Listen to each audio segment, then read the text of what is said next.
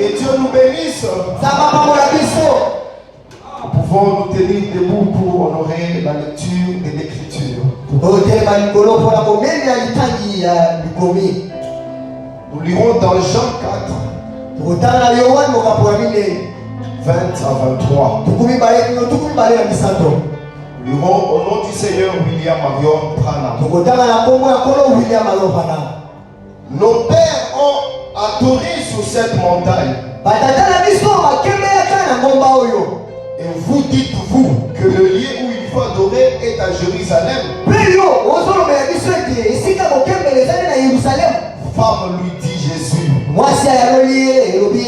crois-moi, l'heure vient où ce ne sera ni sur cette montagne ni à Jérusalem que vous adorez ce que vous ne connaissez pas. Nous adorons ce que nous connaissons. Car le salut vient des Juifs. Mais l'heure vient et elle est déjà venue où le vrai adorateur adoreront le Père en esprit et en vérité. Car ce sont là les adorateurs que le Père demande. Dieu notre Père Céleste, merci Seigneur pour ta grâce et ta miséricorde. Nous implorons ta présence à cet endroit, Seigneur, de sorte que nous soyons complètement écartés du chemin pour que toi seul, là, tu puisses venir et parler à ton peuple. Ouvre notre entendement spirituel, ouvrons-nous tous ensemble, au nom du Seigneur et Sauveur, William Marion Branham, la parole fait chair. Amen. Vous asseoir. Je suis vraiment reconnaissant envers le Seigneur Branham pour cette occasion qu'il nous a donnée ce soir de parler à son peuple. Je remercie mon pasteur, l'apôtre Ben, pour cette confiance qu'il nous a témoignée. Alors, nous attaquons le sujet directement. Jésus parle ici avec une femme. La toute première fois qu'il a parlé de l'adoration, il a dit, vous adorez ce que vous ne connaissez pas. L'heure vient et elle est déjà venue où les vrais adorateurs adoreront le Père en esprit et en vérité. Si nous remarquons ici, Jésus, en parlant de l'adoration, il projette ça dans le futur.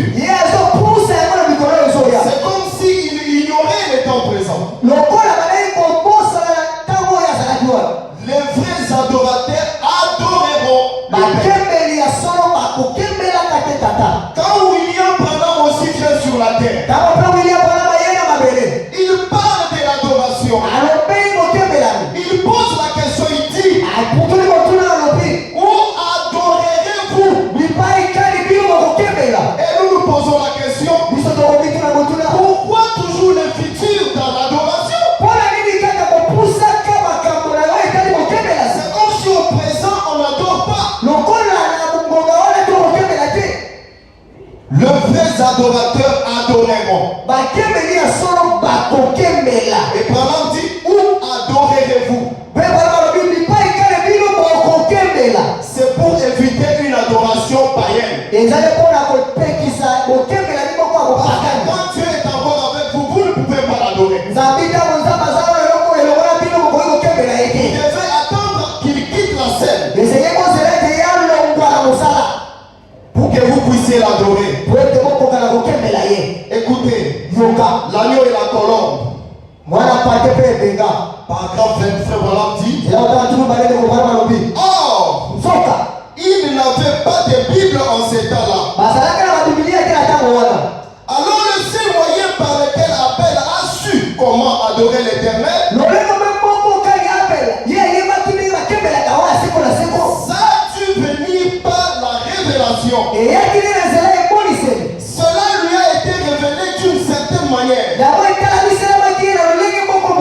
Car les sacrifices de ces deux jeunes gens étaient absolument contraires l'un à l'autre. Mais Dieu, alors Dieu a révélé à Abel par une révélation divine. On ne peut pas adorer sans la révélation. Et dans chaque âge, Dieu révèle une portion de la parole. Il faut attendre la révélation de la parole. Et frère Branham dit, la plus grande chose à demander à Dieu, c'est la révélation de la parole. Il dit que demander cela plus que toute autre chose. Amen. Frère Branham dit ceci, dans les sons confus, au paragraphe 60, il dit ça, c'est simplement le contexte pour quelque chose.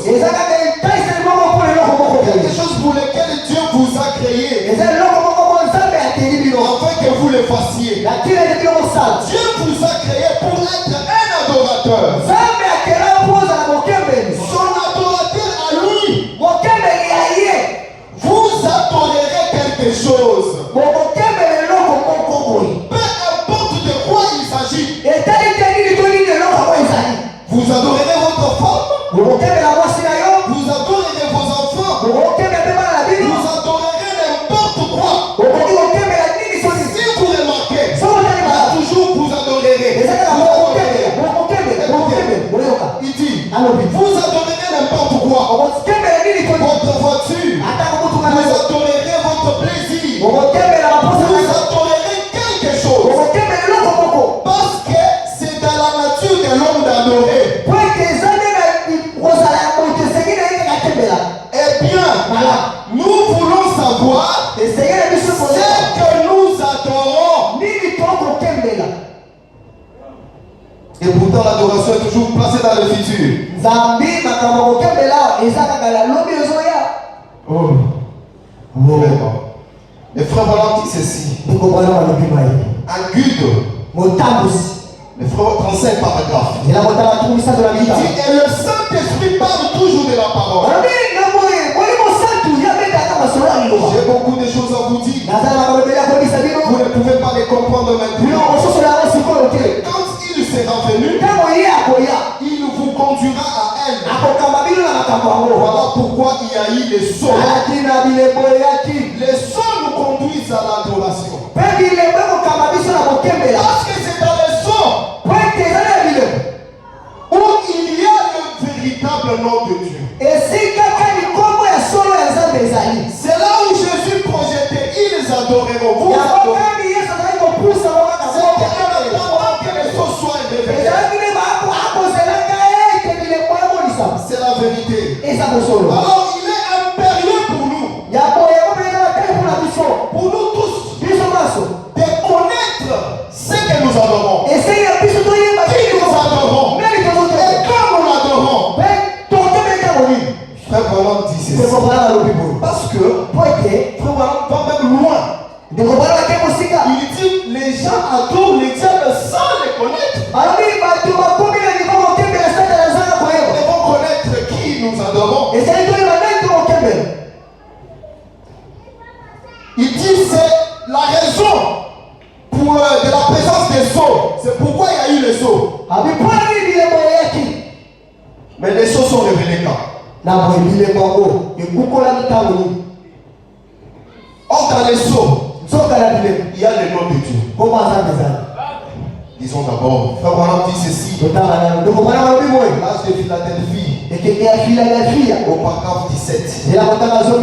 Cet âge est celui de l'église, de l'amour. C'est l'âge de l'amour fraternel. Les grands âges missionnaires. L'âge de la porte ouverte. Et la récompense, c'était une colonne. C'était devenu une une colonne. Une colonne, voilà. Et Branham dit, et la révélation des noms.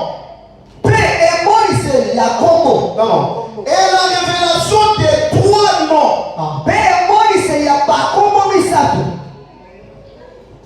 Et la révélation des trois noms, deux points.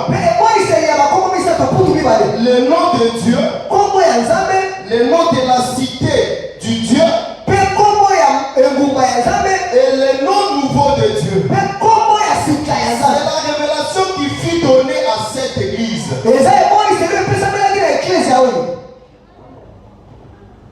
Le nom de Dieu, le nom de la cité de Dieu, et le nom nouveau de Dieu. Le premier saut. Le frère Branham dit 283. Et Jésus, son nom sur terre, c'était Rédempteur Jésus. Quand il était sur la terre, c'est vrai. Mais une fois qu'il a conquis la mort, le séjour des morts, et qu'il les a vaincus, il est monté en haut. Et il a reçu un nom nouveau.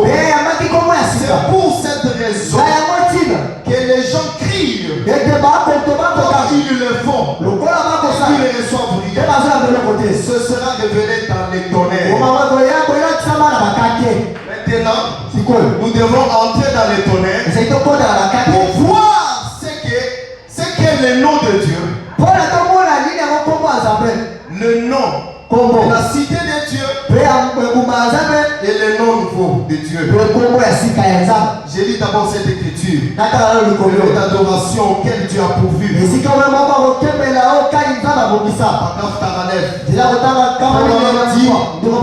Oh, sondons à présent les écritures. C'est Dieu où il a mis son nom. Eh bien, nous avons des ombres et des types dans toute la Bible. Dans toute la Bible. La Bible est composée de l'Ancien et le Nouveau Testament. C'est dans toute la Bible. De la couverture à la couverture. Nous avons des ombres, des préfigurations. Écoutez, nous n'avons des ombres et des types. Dans toute la Bible, nous savons cela. De différents lieux où il a rencontré les gens. Mais ce n'est pas là le lieu où il rencontre les gens aujourd'hui. Parce que ces lieux-là étaient que des préfigurations de quelque chose à venir. Le véritable lieu où il doit rencontrer les gens. Les lieux, l'église où on doit le rencontrer. Il existe un lieu, il existe une église où Dieu a promis de rencontrer les gens dans ces lieux et de répondre à leurs prières si seulement ils viennent adorer à ces lieux. Les lieux d'adoration dans la Bible. On a eu beaucoup de lieux. Zorobabel, temple de Salomon, le nom Jésus pour le mais ce n'était que des préfigurations. Branham nous dit sondons les écritures pour trouver ces lieux. Oh là là. Frère Branham dit ceci. La clé pour la porte. Écoute, faut voir la porte. 43 paragraphes. Et pour les mathématiques, il y a une clé. Et ça, pour la mathématique, elle vous permet d'en saisir le sens absolument. Voyez-vous que Dieu a la mathématique. Dieu a une mathématique. Je suis dans le 7e saut. Le ceci. Paragraphe 76. Croyez-vous aux mathématiques de Dieu? Si vous n'y croyez pas, vous devrez certainement vous y perdre dans. Si vous ne croyez pas à la mathématique de Dieu. Parce que les 7 tonnerres doivent nous donner le nom de Dieu. Pendant que les autres attendent que le nom de Dieu soit écrit clairement comme ça, Dieu pose cela par la mathématique. Et dans le 7e son, si vous ne croyez pas à la mathématique, vous allez vous perdre. Ça va dit ceci. 256. 7 le nombre parfait de Dieu. Donc 7 coups sur la chair. L'un à la suite de l'autre. 7 tonnerres. On va entendre ensemble. Comme s'ils étaient en train d'épérer quelque chose. À ce moment-là, Jean a commencé à écrire. Mais frère, Dieu avait dit à Jean, tout ce que tu entends, tout ce que tu vois, mentionne cela, écris cela. Écoutez, un jour, Jean était assis quelque part, au zénith, Jean entend les coups de tonnerre, il prend le stylet pile, il commence à écrire, il entend la voix lui dire, Jean, stop, elle ne dit pas, je pouvais dire, Seigneur, n'est-ce pas toi qui m'as commissionné? N'est-ce pas toi qui m'as dit d'écrire ce que j'entendais? Je pouvais lui dire, c'est vrai Jean, c'est toi qui t'ai donné cet ordre. Mais Jean, au temps de Daniel avait voulu savoir l'issue de ces choses. Je lui dis, c'est réservé pour le temps de la fin. Jean, garde cela. Ce n'est pas pour cet âge. C'est pour le temps de la fin. Gloire à Dieu. Merci Seigneur. Oh. Merci Seigneur. Écoutez ce que frère Branham dit. Même dans la prière, c'est Branham. Dans la prière, c'est Branham. Écoutez. L'alliance de grâce d'Abraham. L'alliance de grâce d'Abraham. Je termine déjà. Frère Branham dit, alors souvenez-vous qu'il a dit, je suis le cep. Vous êtes les sarments. Eh bien, les cep ne portent pas de fruits. C'est les sarments qui portent. Mais il s'appuie du cep. Et il est maintenant, il est ici maintenant. Nous sommes les sarments. Écoutez, si vous avez quelque chose qui cloche, si vous avez quelque chose qui cloche, et que vous avez besoin de l'aide de Dieu, je vous demanderai de prier et de dire, écoutez cette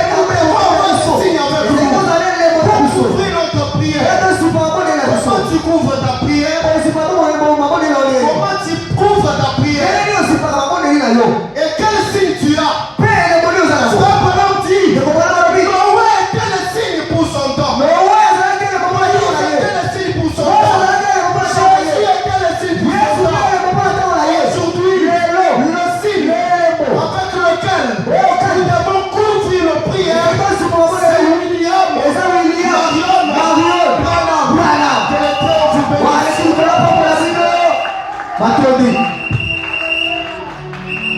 Acclamons très fort.